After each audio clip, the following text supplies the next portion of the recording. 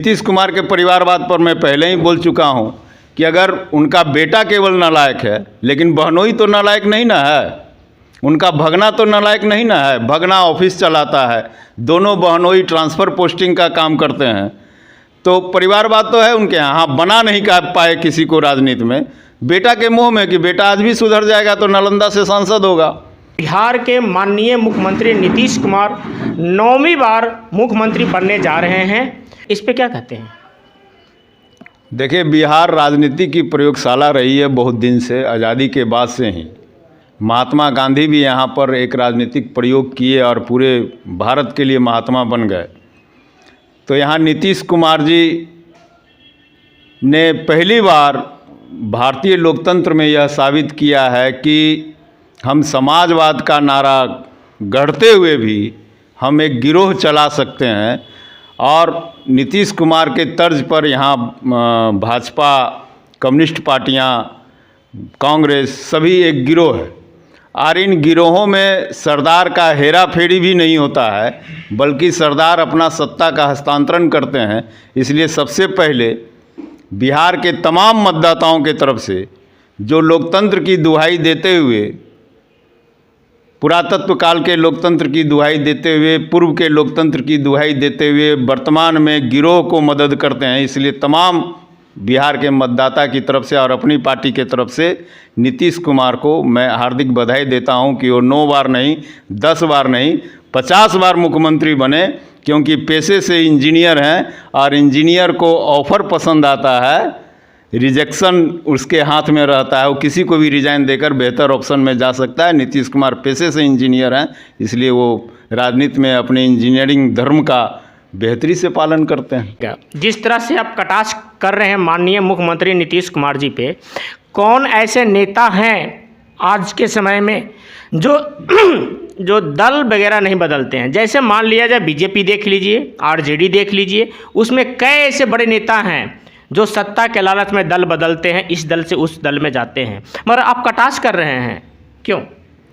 मैं कटाक्ष नीतीश कुमार पर नहीं, पहले भी मैंने आकाश जी सभी राजनीतिक दलों पर कहा है। 1977 के आपातकाल के बाद राजनीति दिशाहीन हो गई। बजट मनोरंजन वाला हो गया, मूर्ति बनाओ, मनोरंजन पार्क बनाओ, सिनेमा हॉल बनाओ, मॉल बनाओ, यही राजनीति की अर्थव्यवस्था रही है और ये परिवर्तन हुआ है। बीजेपी भी परिवारवाद है। नीतीश कुमार के परिवारवाद पर मैं पहले ही बोल चुका हूँ कि अगर उनका बेटा केवल नालायक है, लेकिन बहनोई तो नालायक नहीं ना है, उनका भगना तो नालायक नहीं ना है। भगना ऑफिस चलाता है, दोनों बहनोई ट्रांसफ़र पोस्टिंग का काम करते हैं, तो परिवारवाद तो है उनके यहाँ। हाँ, बना नहीं पाए किसी को राजनीति में, बेटा के मुँह में कि बेटा आज भी सुधर जाएगा तो नालंदा से सांसद होगा, नहीं बना पाए। दूसरे के परिवारवाद पर जैसे ही वो बोलते हैं तो अपने खुद कर्पूरी ठाकुर के बेटे को उन्होंने सांसद बनाया। विजय चौधरी की दोनों बेटियां सत्ता का संचालन करती है। अशोक चौधरी के बेटी की शादी किशोर कुणाल से हुआ। किशोर कुणाल कौन है? तो परिवारवाद कैसे नहीं है इनके यहाँ? उसी तरह से भाजपा अगर कहती है कि हम परिवारवाद को नहीं मानते हैं, तो सीपी ठाकुर का बेटा क्या है? भाजपा से सांसद है ना। अच्छा, एक चीज़ बता दीजिएगा, जैसे ही माननीय नीतीश कुमार जी का नाम आता तब गुस्से में तम-तमा जाते हैं, आखिर क्यों? क्या लड़ाई है उनसे आपकी? इस नेता ने बिहार के खेतिहर समाज को चौराहे पर लाके खड़ा कर दिया। खेतिहर समाज जो एक दूसरे पर आश्रित था, अगर कुर्मी के खेत में घास होती थी तो जादव का पशु वहाँ जाकर चरता था, उस घास को ख़त्म करता था। अगर कुर्मी के खेत में जलावन होता था तो गरेड़िया का भेड़ जाकर वहाँ पर चरता था। इस आदमी ने खेतिहर समाज को आपस में लड़ा दिया, चौराहे पर खड़ा कर दिया और एक तरह से मनुस्मृति को धीरे धीरे इसने अपनी व्यवस्था के अनुसार लागू कर दिया। तो क्यों नहीं इस पर हम चिढ़ेंगे? पूरे खेतिहर समाज को चौराहे पर खड़ा कर दिया और चौथा कृषि रोड मैप पास किया। ये दोगलेपंथी की राजनीति नीतीश कुमार करते हैं, तो क्यों नहीं हम चिड़चिड़ा कर बोलेंगे? जो जदयू को आपने खड़ा किया था उसमें आपको लड़ने के लिए टिकट नहीं दिया या कोई स्थान नहीं दिया, जिसके कारण हम चिड़चिड़ा रहे हैं? जदयू को खड़ा करने में हमारी भूमिका रही है। समता पार्टी के दौरान हम रहे हैं, लेकिन हमारे मेहनत से राजू सिंह के वर्चस्व को समाप्त करके हमने 2-2 विधायक दिया, हमारे संगठन की देन थी। मुझे टिकट देना और ना देने की बात ही कहीं नहीं है, क्योंकि मैं कभी नीतीश कुमार के दरवाजे पर टिकट मांगने नहीं गया। नीतीश कुमार ने एक बार पेशकश किया था और उसमें मंगनीलाल मंडल भी थे और कई लोग थे। उन्होंने कहा कि आप मत लड़िए, दूसरा लोग समर्थमान है, चुनाव जीत जाएगा। तो उसके बाद कभी हम टिकट मांगे नहीं। नीतीश कुमार हाल के दिनों में जब विधानसभा का चुनाव हो रहा था, पिछली बार तो हम गए थे, तो उस वक्त भी मेरे टिकट और मेरे राजनीतिक कैरियर की चर्चा नहीं हुई थी। हम अधिवक्ता हैं, पैसा करते हैं, अपनी पार्टी चला रहे हैं, यह सब ठीक है। लेकिन नीतीश कुमार हमको मेरा राजनीतिक कैरियर क्या बनाएगा? नीतीश कुमार की राजनीतिक कैरियर हमारा परिवार बनाया है। सर मेरा सीधा सवाल है, तो आप सर मुद्दा से ले जा रहे हैं उधर। मेरी सीधा सवाल है कि बिहार में कुर्मी जाति का 9वीं बार मुख्यमंत्री बनने जा रहे हैं, फिर आपकी जलन क्यों? क्योंकि आप भी वही कुर्मी समाज से आते हैं, फिर जलन क्यों हो रही है आपकी? सीधी सवाल। मैं कुर्मी समाज से आता हूँ, मैं कुर्मियों के लिए काम करता हूँ। कल को शादी विवाह भी प्रयास करूंगा कि कुर्मी समाज में ही हमारे बाल बच्चों का हो। लेकिन इसका यह मतलब नहीं कि कुर्मी समाज को हम पाखंड और मनुवाद के गोद में ढकेल दें, कुर्मी समाज को राजनीति में हम दोराहे पर खड़ा कर दें।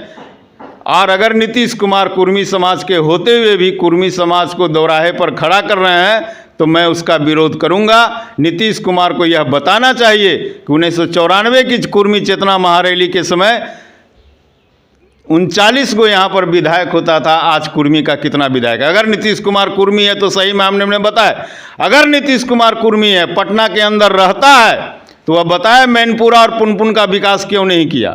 मैनपुरा और पुनपुन के विकास के लिए उसको हाईकोर्ट से ऑर्डर लेना क्यों पड़ा?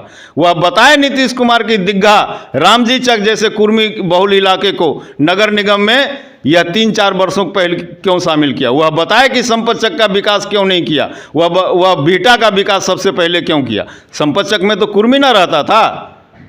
तो नीतीश कुमार से आप पूछिए कि वो कुर्मी के लिए क्या किया। आज भी 63 प्रखंड ऐसे हैं जहां आसपास की आबादी कुर्मियों की है। उस 63 प्रखंड में बीडीओ सही ढंग से नहीं बैठता है, सप्ताह में 3 दिन बैठता है। नीतीश कुमार बतावे कि 17 साल के विकास में वह 63 प्रखंड, जिसमें जो कुर्मी बहुल 63 प्रखंड है, उसमें बीडीओ क्यों नहीं बैठता है। नीतीश कुमार यह बतावे कि कुर्मियों का आर्थिक और सामाजिक विकास हुआ कि नहीं हुआ। अभी तो जातीय जनगणना किए हैं, बताते ना कि कुर्मियों का आर्थिक और सामाजिक विकास हुआ। कुर्मी अगर आईएएस बना तो अपने बदौलत बना, अपने मेरिट के बदौलत बना, अपने नटवर लाल की बुद्धि के वजह से कुर्मी नौकरी में गया। कुर्मी नौकरी में इसलिए नहीं गया कि नीतीश कुमार बिहार के मुख्यमंत्री थे। तो नीतीश कुमार से यह सवाल पूछना चाहिए। हम तो से यह समझते हैं कि नीतीश कुमार ने 17 वर्ष के राजनीतिक कैरियर में, मुख्यमंत्रित्व काल में कुर्मी की सामाजिक और आर्थिक स्थिति को गड़बड़ कर दिया।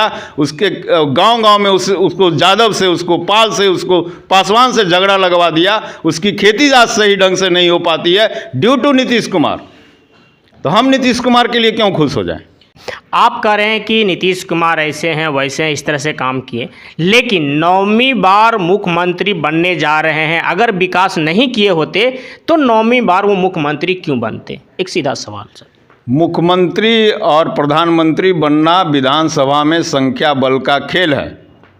आरजेडी को अब इतना आत्मबल नहीं रहा, कांग्रेस को इतना आत्मबल नहीं रहा, और कल तक थूक थूक कर गरियाने वाला, पानी पी पी कर गरियाने वाला उनका पुराना सहयोगी भाजपा को इतना आत्मबल नहीं है।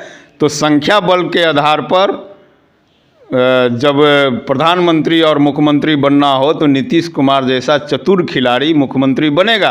क्योंकि नीतीश कुमार झांसा देता है कि हमको बैकवर्ड का भी वोट है और फॉरवर्डों का भी वोट है, फॉरवर्डों के बड़े बड़े नेता मेरे साथ हैं, ऐसा नीतीश कुमार झांसा देते हैं। और उनके झांसेबाजी से लोग दिग्भ्रमित हो जाते हैं, उनको समर्थन देते हैं। इसमें नीतीश कुमार के मेरिट का कोई बात नहीं।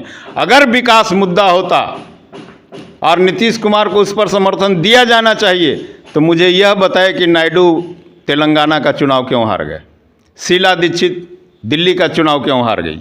इन लोगों ने तो विकास किया था ना, इन लोगों ने तो विकास किया था, क्यों हार गए। सर छोटू राम को पंजाब का एक एक लीडर क्यों नहीं पूछता है?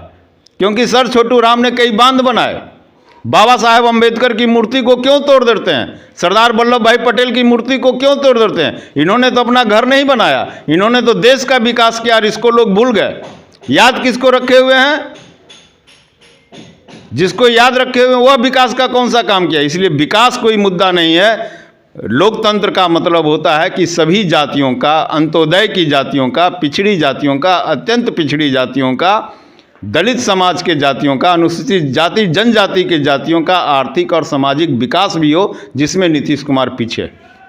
राइजिंग बिहार में आज हमारे साथ थे जनतांत्रिक लोकहित पार्टी के राष्ट्रीय अध्यक्ष सत्यप्रकाश नारायण जी, जो बिहार के मुख्यमंत्री माननीय नीतीश कुमार 9वीं बार मुख्यमंत्री बनने जा रहे हैं, उस पर बात रख रहे थे। आकाश कुमार, राइजिंग बिहार।